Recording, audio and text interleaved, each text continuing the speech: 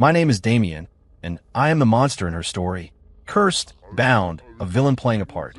My mission, broadcast into my skull by a voice I call the system, is to systematically break the sweet, innocent princess I am sworn to protect. At the state banquet, I accidentally spilled wine on her gown. Then, in front of the entire court, I knelt to clean it. My fingers unintentionally brushed against her calf. She flinched, her face flushing a shade of crimson that could stop a heart. The system chimed its approval, but only I knew the truth. In the spot I wiped clean, a sliver of steel lay hidden, an assassin's blade, tipped with a fast-acting neurotoxin. To save her, I would later take a killing blow meant for her, falling into a 13-year slumber. When I woke, the empire was ash, and from it, my little princess had risen as a ruthless, iron-willed empress. She unbuckled my armor, piece by piece, only to fasten a magnificent golden chain around my neck.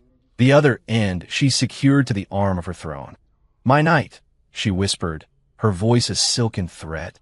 "You always did enjoy kneeling at my feet. From now on, this is the only place you'll ever be."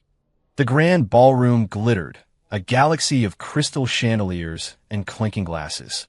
I, Damien, youngest knight captain of the Imperial Guard, stood at my post behind Princess Alara, bored out of my mind. She was dressed in a cloud of white lace, looking as fragile as a wildflower in a storm. A cold, digital voice echoed in my skull, devoid of all emotion. System directive: publicly humiliate Princess Alara at the state banquet. Reward: 3-hour reprieve from all pain. Penalty: level 10 bioelectric shock. Another one of these sadistic little tasks. I suppressed a surge of irritation, my eyes scanning the crowd. My gaze locked onto a man in the delegation from the neighboring kingdom of Valoria, a hawk-nosed courtier whose predatory stare lingered on Alara for a fraction of a second too long. A flicker of murderous intent. On the hilt of a ceremonial sword, I spotted the faint etching of an iris flower. That was all I needed. I picked up a glass of Cabernet and moved toward Alara. As she turned, I let my wrist falter. A splash. The deep red wine bloomed across her pristine white skirt like a violent, ugly flower. Alara gasped, her face draining of all color.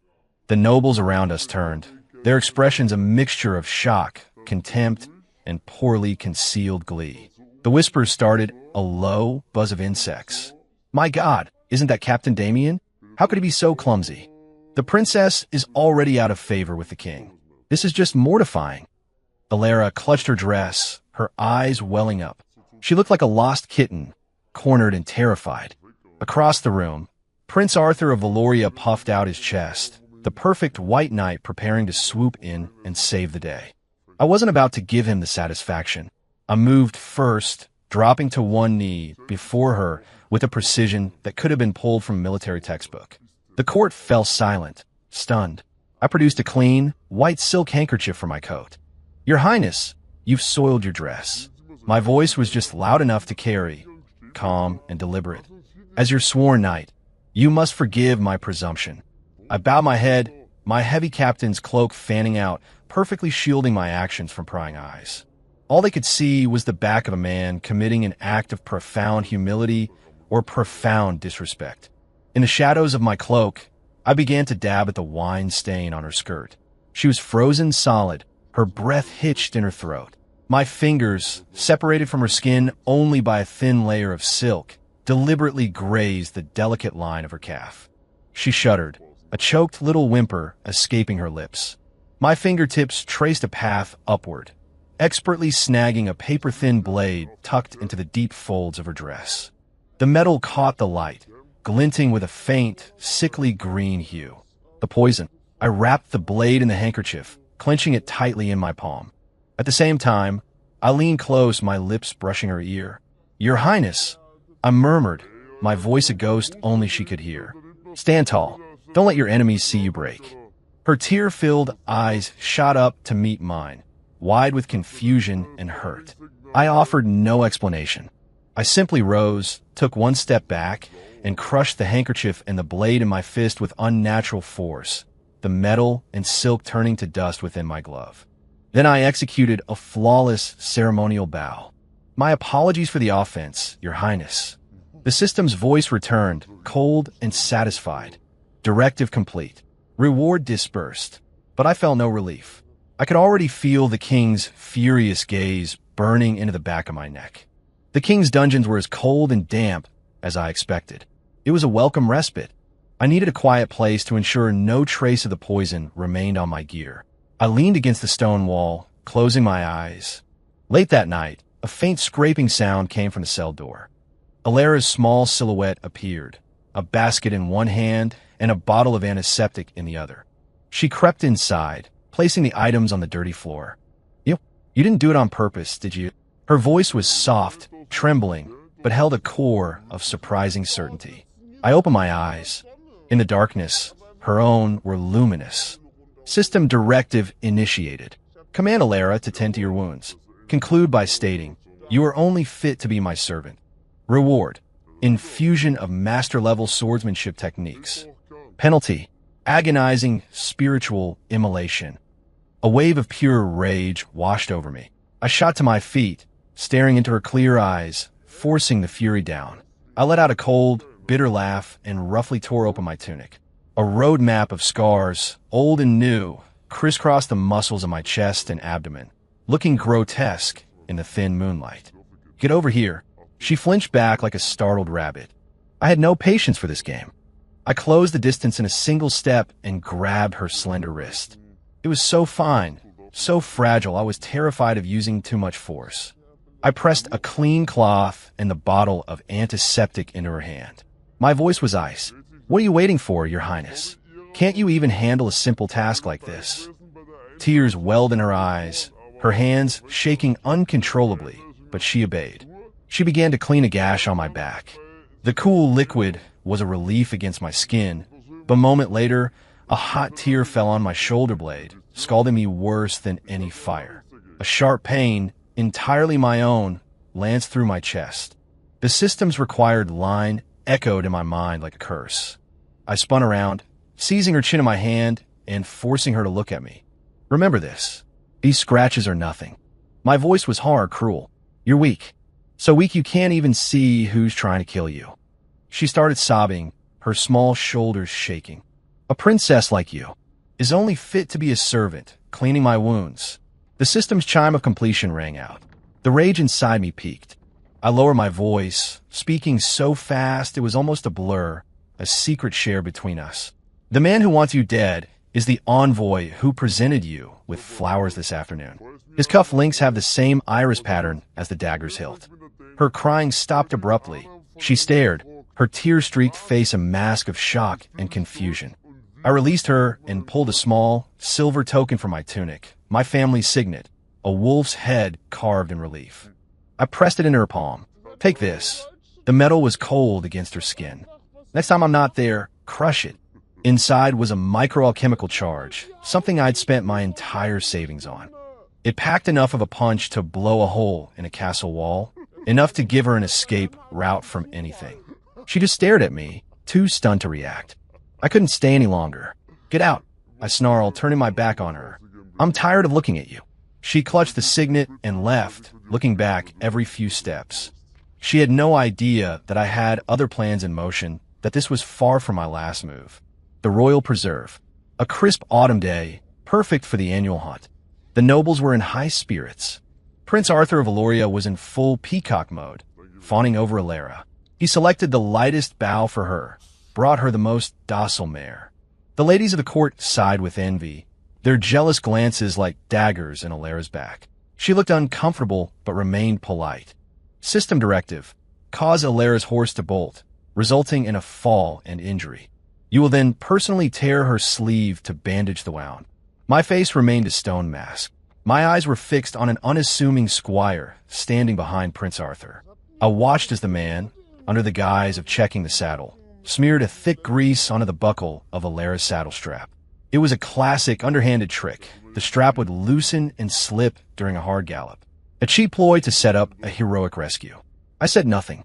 Alera, with Arthur's guidance, clumsily urged her horse into a canter, chasing a white fawn that had wandered from the woods. She picked up speed. It was time. I didn't wait for Arthur's plan to unfold. With a flick of my wrist, a small pebble shot from my fingers, silent and invisible. It struck the mare's flank with pinpoint accuracy. The horse screamed, rearing violently. Alara cried out as she was thrown from the saddle. Arthur's face paled. He spurred his horse forward, ready to play the hero. Too late. A silver and black blur moved faster. I had already calculated her trajectory, her velocity, the exact moment of impact. My own stallion thundered across the field, and just before she hit the ground, I leaned down, scooping her small, pliant body into my arms. We galloped for another 50 yards before I reined my horse to a halt. I held her securely, her cheek pressed against the cold steel of my breastplate, where she could surely feel the steady, powerful beat of my heart. She was trembling, breathless, limp in my embrace. The world seemed to fall silent around us. I looked down. Her arm was scraped and bleeding, cut by a low-hanging branch during her fall. The mission, I had to complete it. "Forgive me, Your Highness," I murmured, my voice low and rough against her ear. Then, under the furious glare of Prince Arthur and the entire royal court, I held her with one arm and deliberately took hold of the sleeve of her expensive riding habit with the other. Ryop, the fine fabric tore away, exposing the long, bloody gash on her arm and the smooth, pale curve of her shoulder. My fingers accidentally brushed against her skin. My warm breath ghosted over her earlobe. She blushed to the roots of her hair, looking as if she might faint from sheer mortification. I took out my field dressing kit and began to methodically clean and bandage the wound. By the time I finished, Arthur had arrived, his face a mask of faux outrage. He pointed an accusing finger at me. "You there?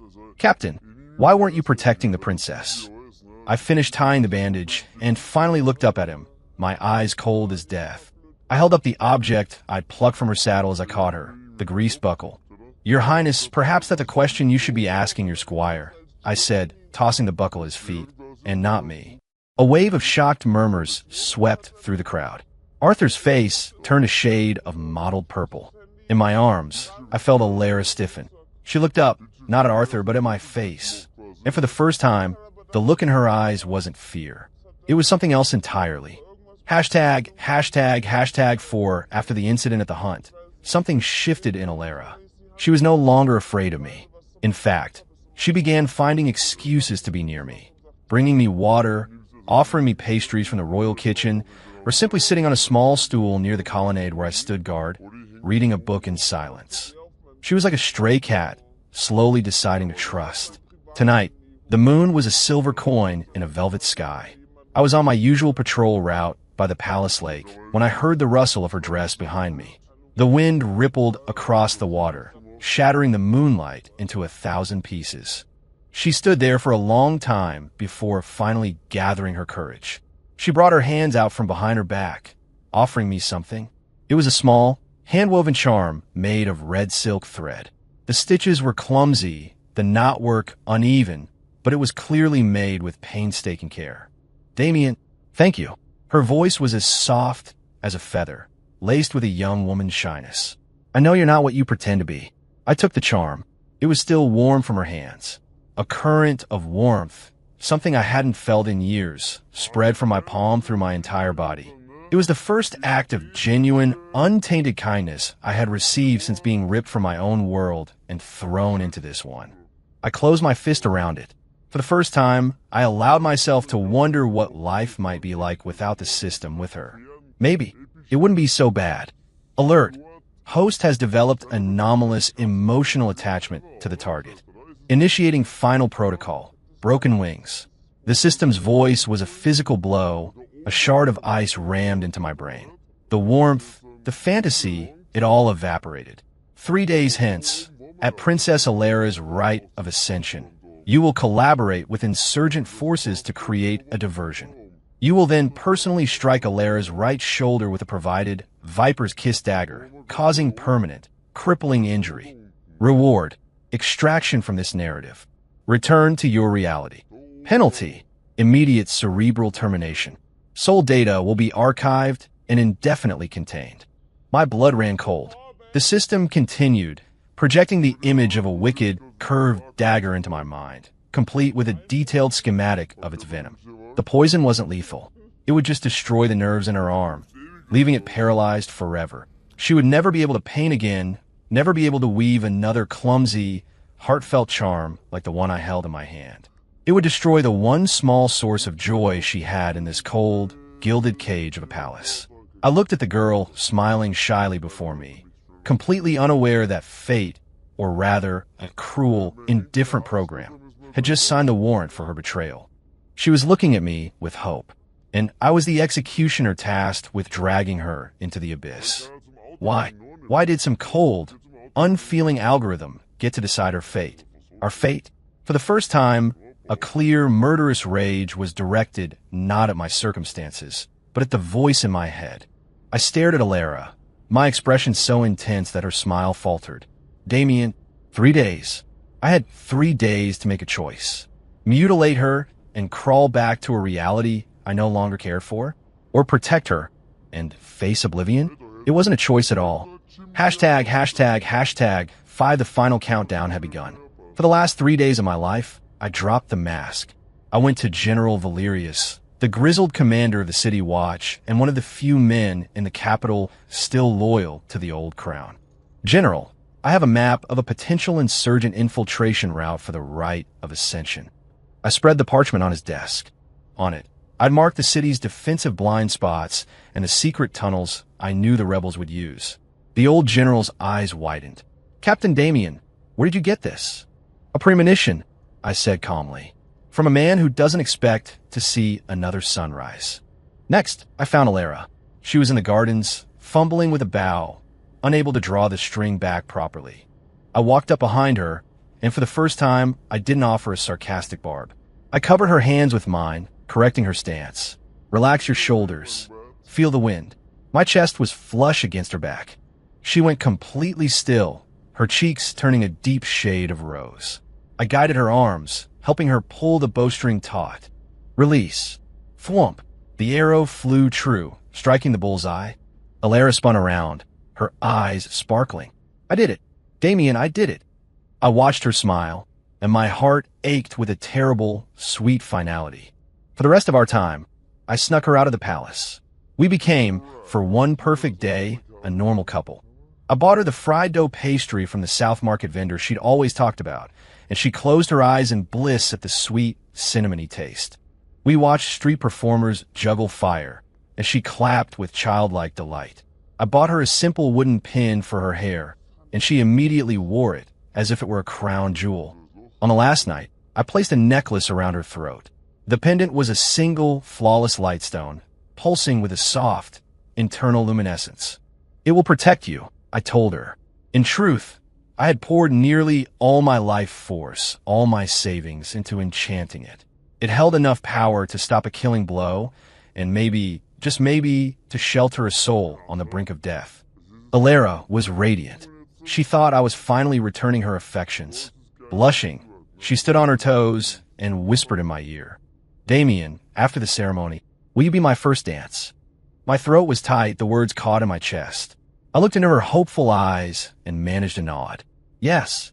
That night, I stood guard outside her door for the last time. She poked her head out the window, waving. Good night, my knight.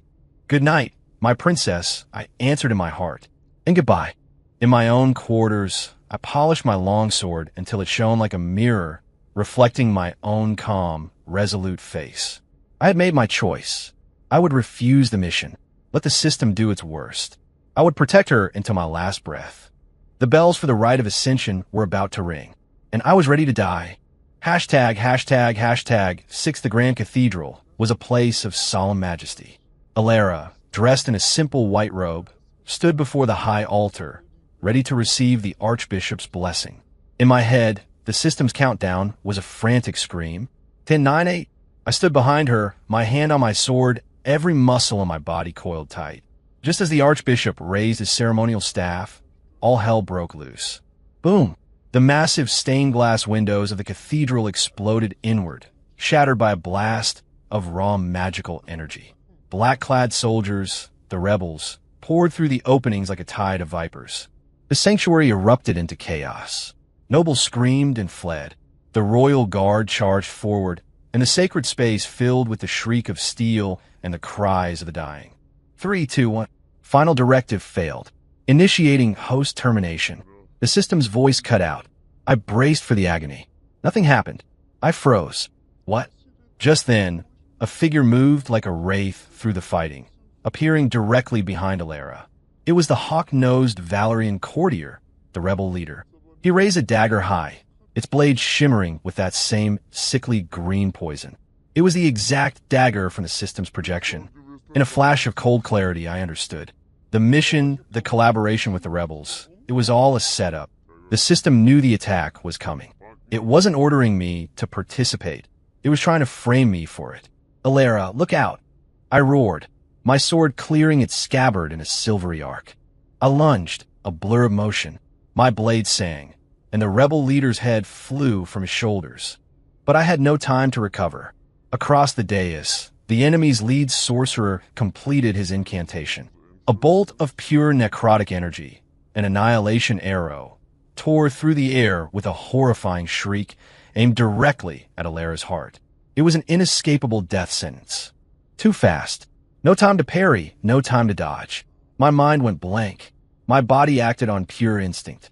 Without a shred of hesitation, I spun around and threw my arms open, pulling Alara into a desperate embrace, shielding her small body with my own. I took the full force of the black arrow in the center of my back. Warning: host has catastrophically deviated from narrative protocol. Safety interlocks disengaged. Initiating final, unrestrained termination. The system's voice shrieked in my skull with a new, panicked intensity. Pain, a pain beyond comprehension, as if my very soul was being ripped apart. I felt my life force draining away like water from a sieve. As my vision tunneled to black, the lightstone on Alara's chest flared with a blinding, divine light. It formed a protective barrier around her, but also seemed to draw the annihilation arrow's dark energy deeper into me, turning my body into a conduit for its catastrophic power. I coughed, a spray of blood splattering across her white robes. My legs gave out, and I collapsed into her arms. The last thing I saw was my own pale face reflected in her beautiful eyes that were no longer just afraid, but filled with a terrifying, world-burning madness. Then, only darkness. Hashtag, hashtag, hashtag, 7 in eternity, or a moment later, I opened my eyes. The ceiling above me was an ornate, unfamiliar fresco of gold leaf constellations. The air smelled of incense and sterile, magical reagents that left me feeling groggy. I tried to sit up and discovered I had all the structural integrity of a jellyfish. Across the room, a tall woman in a black and gold imperial uniform stood with her back to me, her posture as sharp and unforgiving as a drawn sword. The sheer force of her presence was suffocating. My throat was sandpaper. Water! I rasped. The woman's shoulders went rigid. She turned, slowly. A face that was both intimately familiar and terrifyingly strange looked back at me. It was Alara, but not. The soft lines of youth had hardened into the sharp, breathtaking beauty of a queen. The doe eyes I remembered were gone, replaced by glacial pools of ice, deep and dark, radiating a chilling, obsessive power.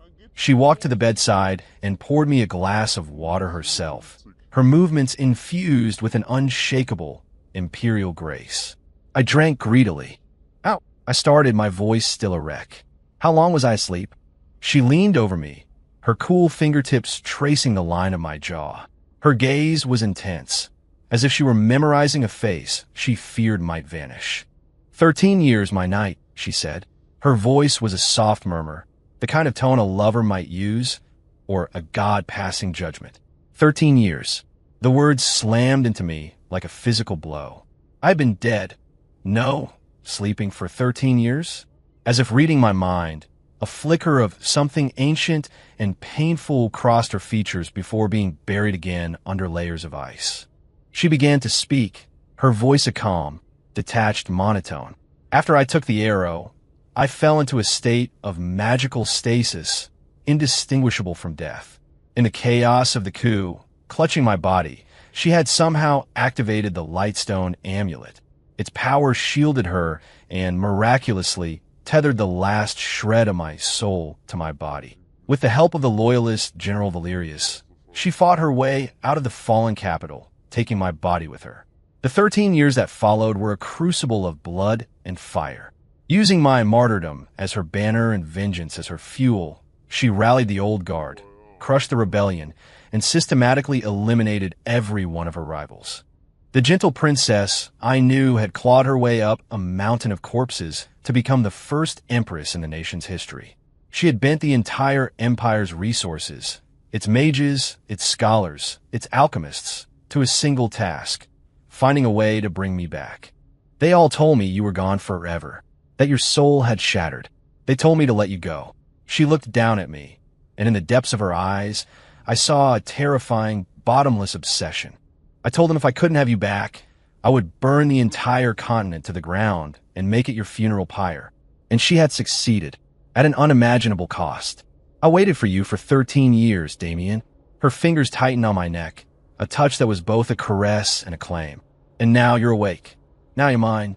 I stared up at this stranger wearing the face of the girl I had died for, and a profound chill, colder than any dungeon, settled deep in my bones. What had she become in those 13 years? How had my sweet, fragile princess warped into this monster? My body healed at an astonishing rate, thanks to the Empress's endless supply of miraculous elixirs. But one question kept nagging at me. The system. What happened to it? Did it terminate me? Why was I still here? I tried reaching out with my thoughts. System? Hello? Anybody there? Silence. A profound, absolute quiet in the space it used to occupy. Alara, who was changing a dressing on my arm, paused. She looked up, her gaze so perceptive it felt like she was peering directly into my soul. A small, cold smile touched her lips. Are you looking for that thing that used to control you? A jolt went through me. How could she know? She set down medical supplies and took my hand. Her skin was cool, her grip firm. Come with me. She led me down a long, guarded corridor to a sealed chamber. With a wave of her hand, the heavy, rune-etched stone door slid open. In the center of the room, a complex array of glowing magical circles hummed with power. And suspended in the very middle of the array was a shattered crystalline core. It was dull and fractured, spitting out pathetic little sparks like a dying insect. My breath caught in my throat. Is that? It is, Alara said, her tone casual, as if discussing the weather. While you're sleeping, you would talk. Mumble words like mission, directive, termination. I hired the best mind mages in the world. I had them sift through the fragments of her nightmares until they could piece together a picture of the parasite living in your soul. I stared at her, horrified and amazed. She had. It was embedded deep within you, a malignant tumor on your spirit, she continued, walking toward the array, her eyes filled with disgust. It took me 3 years and every forbidden text in the royal archives to devise a method to extract it. The word extract hung in the air, clinical and brutal. The process of ripping something out of a person's soul, the danger, the agony, it was unthinkable. One wrong move, and I would have been annihilated forever. When it was free, it begged, Alara said, turning to face me. For the first time in 13 years, a ghost of a genuine, tender smile graced her lips. It offered me everything. Power, wealth, immortality. I told it I only wanted you. And then, right in front of me, she lifted a hand and snapped her fingers.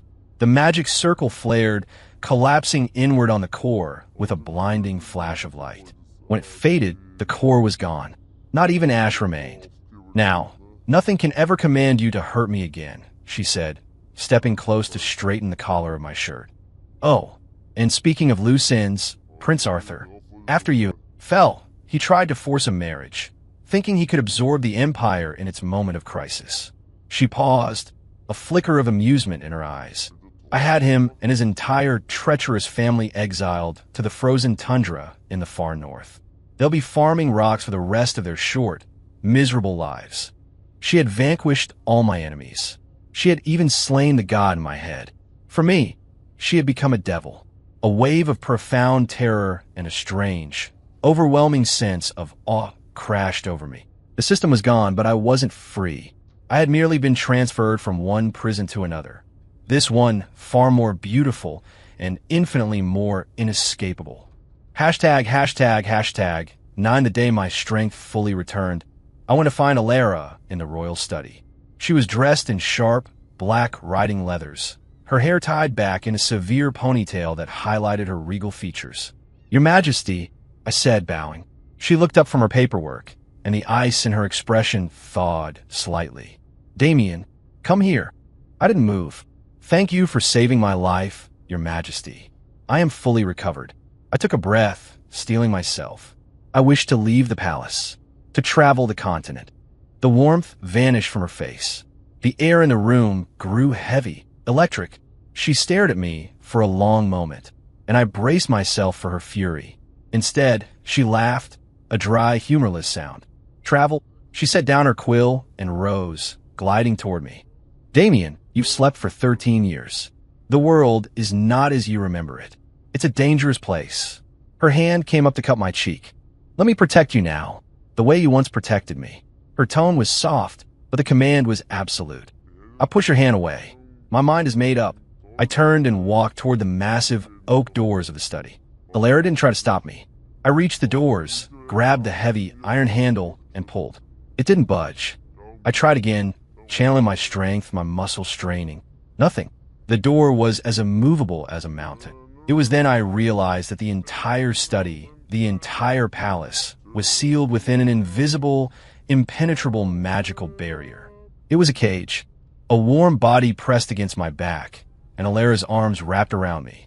She rested her chin on my shoulder, her voice a poisonous, gentle whisper.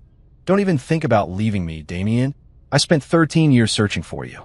I will not give you a chance to disappear again." I stood rigid as she began to unfasten my plain tunic, her touch methodical, proprietary. She dressed me in fine, white silk, the fabric cool against my skin. Then she produced it, a chain.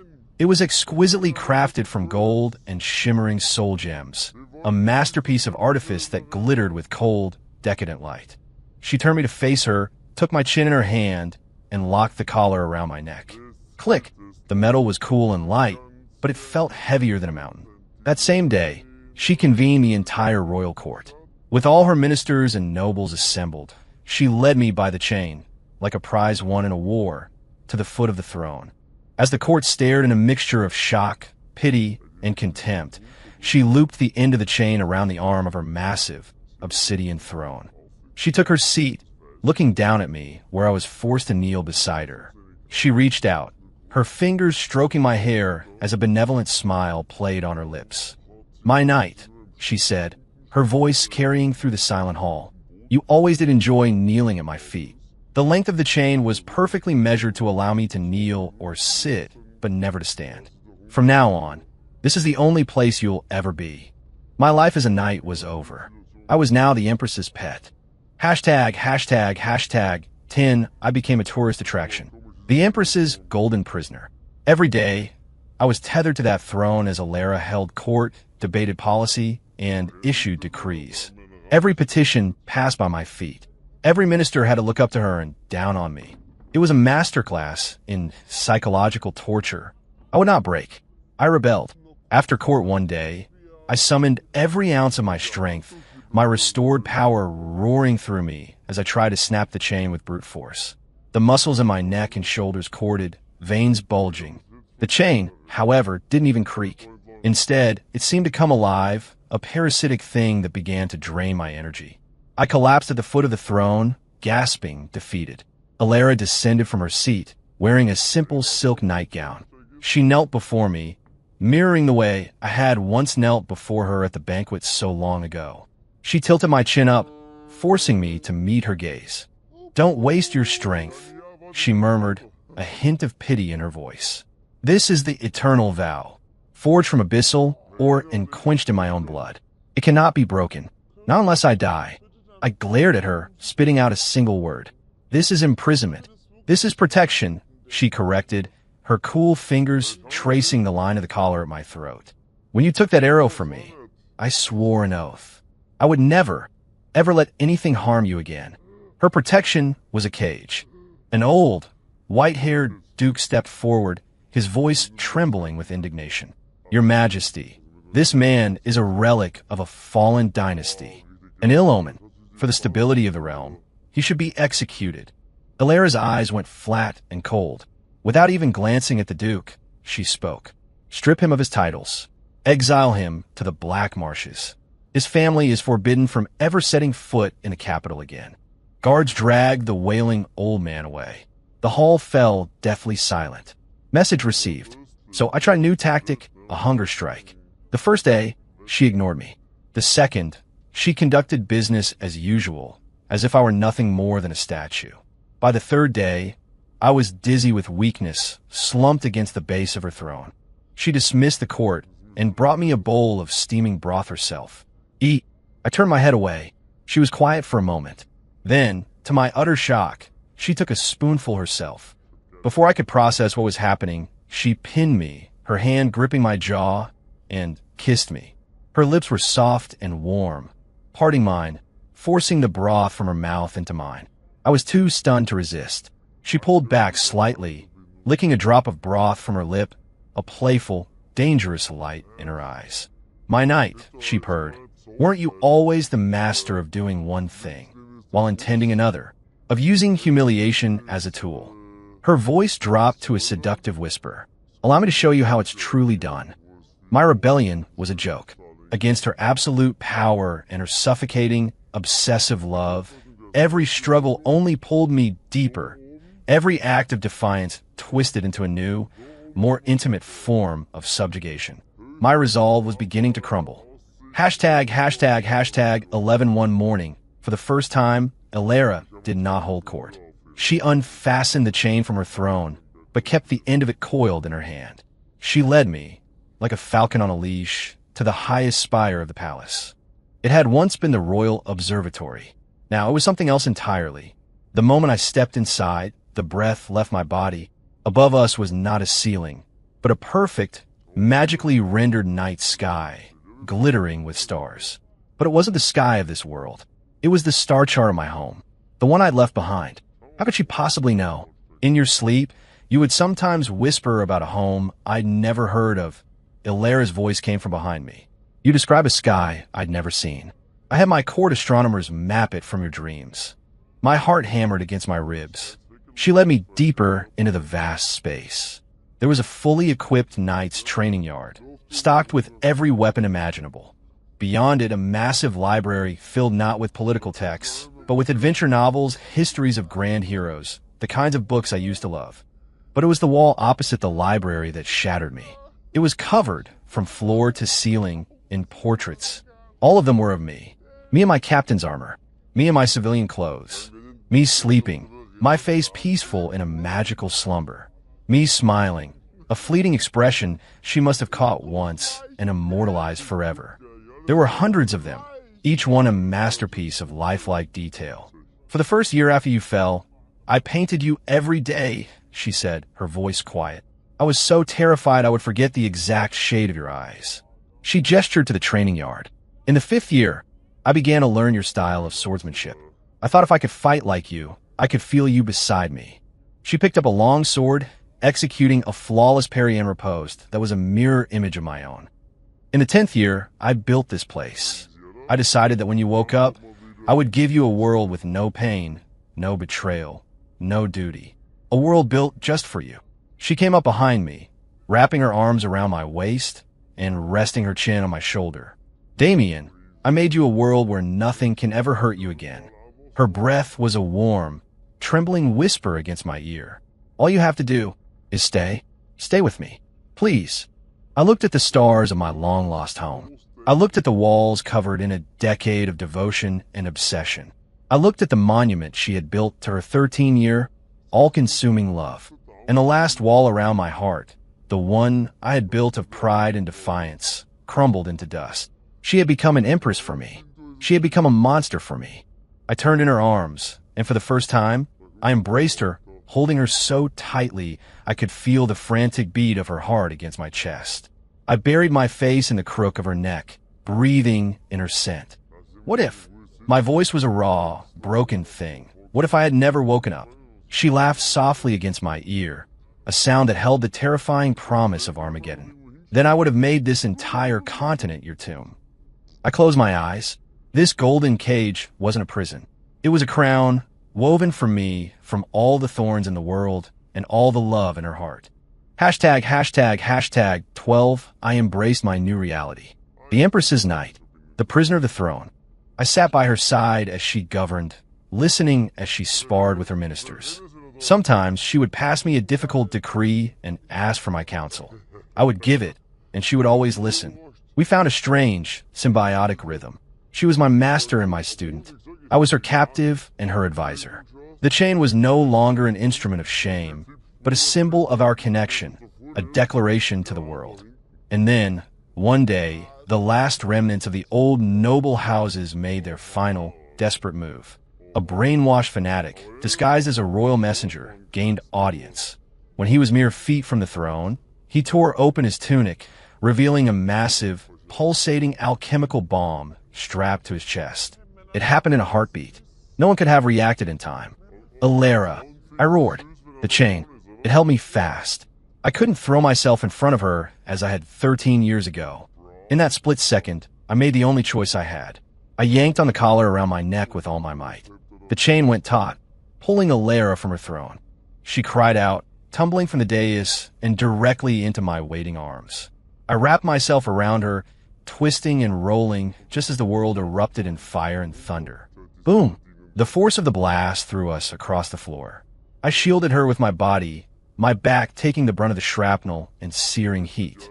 The pain was immense, but she was safe in my embrace. Just like 13 years ago, when the smoke cleared, the assassin was vaporized, and half the obsidian throne was gone. The royal guard swarmed in, their faces pale with shock. Alara pushed herself up from my chest, completely unharmed.